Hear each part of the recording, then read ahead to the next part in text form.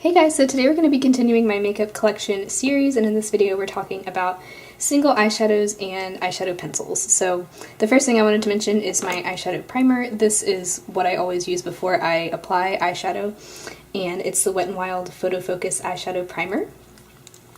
It looks like it's almost gone, but I honestly probably have like 6 months left of use in this. Like, this type of product never runs out for me. So this is just your typical eyeshadow primer. I would kind of compare this to the Too Faced Shadow Insurance. It's kind of like, it comes out like a nude color and you blend it in. It just kind of has like a silky, velvety feel, and it really does help your eyeshadows last longer and not crease throughout the day. So that is probably my favorite eyeshadow primer that I've used, and it's also the cheapest one that I've used. So great option from the drugstore. So let's talk about pencils. This first one is the Pixi Lid Last Shadow Pen in Gentle Gold. This is actually one of my favorite eyeshadow pencils. It really locks in place, and like I just swatched this on my hand, and if I go and wash my hands after this, it'll probably stay on. That's how long wearing it is. So this you could almost use in place of a primer if you wanted to use this as a base. So yeah, that one is surprisingly good, and I've never really heard anyone talk about these. This next one is the Jordana 12 Hour Made to Last eyeshadow pencil in Continuous Almond.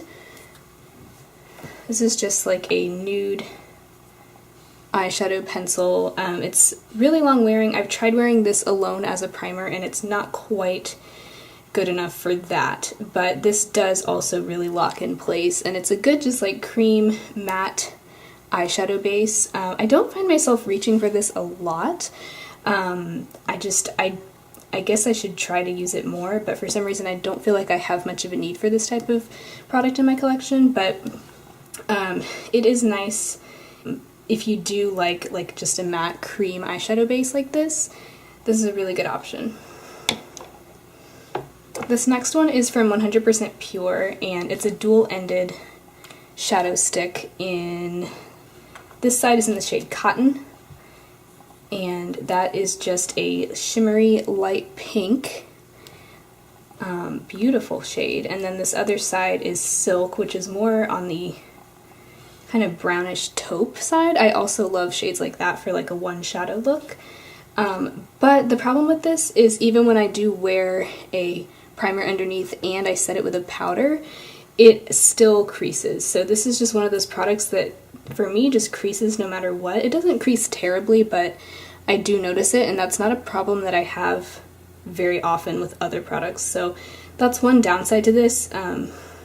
Maybe that's just because I have really oily lids, but I do love these shades, so I still get a lot of use out of it, but again, I just can't seem to avoid the creasing with it. Okay, so now on to these singles. So this first one you've probably heard about. It's the Wet n Wild Color Icon single in Brulee. This is just kind of a cult favorite. I am not as into this as a lot of people are. It's just a matte cream colored shadow. It is powder though, it's not a cream shadow. And it's good for highlighting the brow bone or just kind of setting primer all over the lid. But for me, it's not like an everyday thing that I use.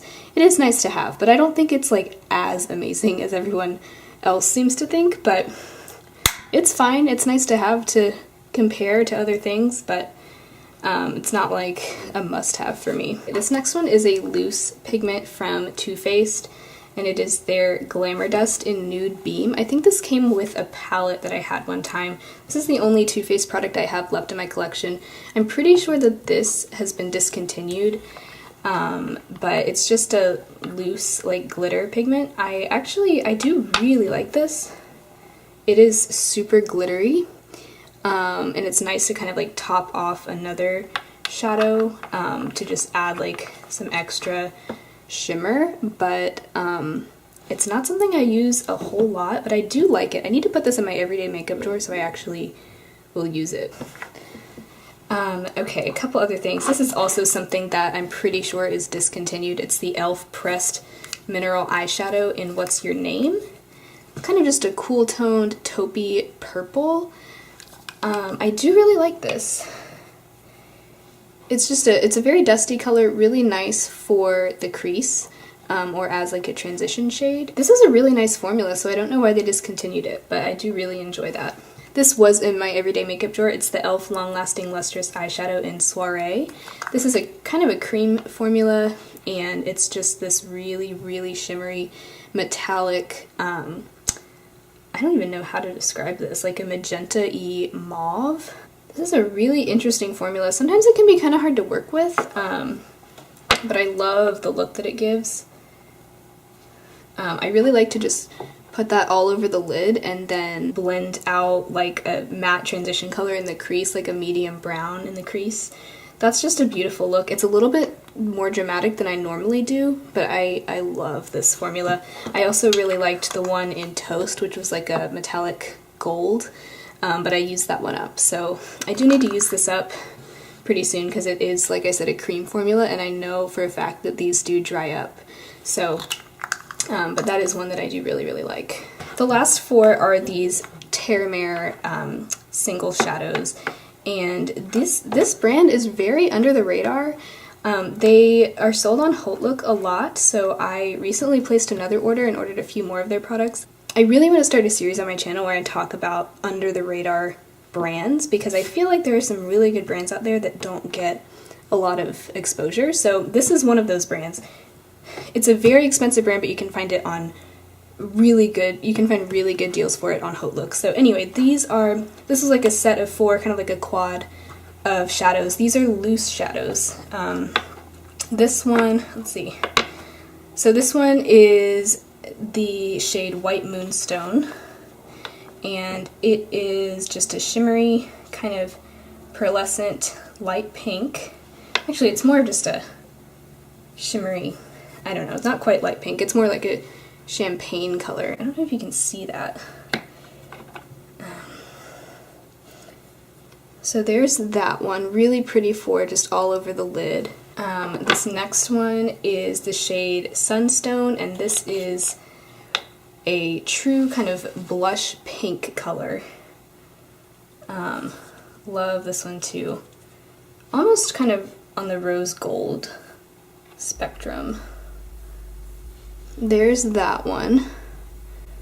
And then this is probably my favorite of the four. This one is Bronze Moonstone, and this is perfect for a one shadow look. It's kind of a taupey color with some slight purpley undertones, which is one of my favorite types of shadows. But there's that one, really pretty. That's kind of a unique shade in my opinion, so I like that one a lot. And then the last one is this is in the shade Agate or Agate, I'm not sure how you pronounce that.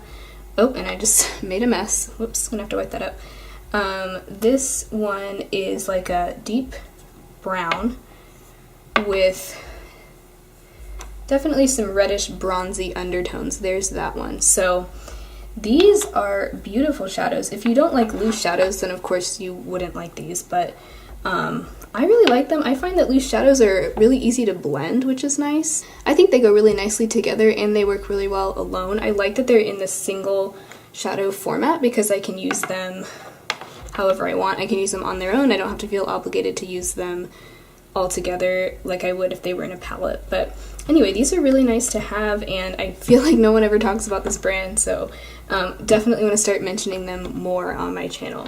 So those are all of my single shadows and eyeshadow pencils. I will be continuing this series in the next few weeks, and I will also link down below the first few videos that I've done where I talked about foundation, powder, concealer, blush and bronzer, things like that. So anyway, hope you guys enjoyed. Please subscribe and give it a thumbs up if you did, and I will talk to you guys next time. Bye.